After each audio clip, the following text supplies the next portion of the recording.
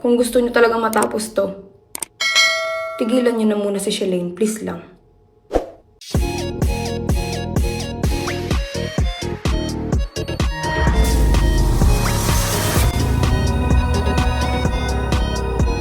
Ang usapan, wala nang parinigan. Pagkaalis doon, wala nang babanggitin about dito.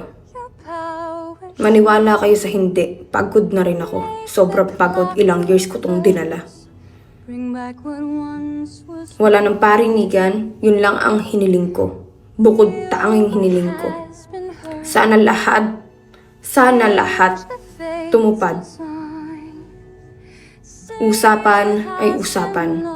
Kasi kahit ako tumutupad, pagod na rin ako. Sobra. Hindi lang talaga ako mapakali. Pero pagod na ako. Ilang taon ko tong dinala. Sana maintindihan nyo. Ang usapan ay usapan.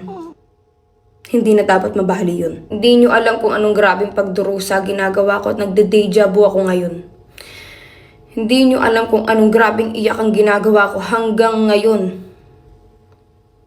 Yung damit ko, 2 araw na to. Hindi ako makaligo daw makakain.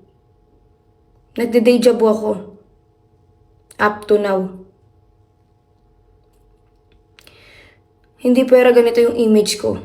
Wala na akong nararamdaman.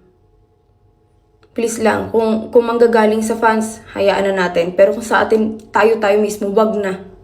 Tama na. Wag nyo na rin idiin si Shalane. Please lang. Yun lang naman ang pinakausap ko bago ko umalis.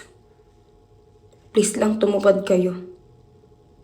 Kahit sa comment section, kahit saan. Kung gusto nyo talagang matapos to, tigilan nyo na muna si Shalane, please lang. Yan ang pinakiusap ko sa lahat. Huwag nyo nang dikdikin yung tao. Ultimo ako, kailangan ko na ng social media detox. Huwag nyo nang pagtulong-tulungan si Shalane sa comment section. Bata lang yan. Bata lang yan.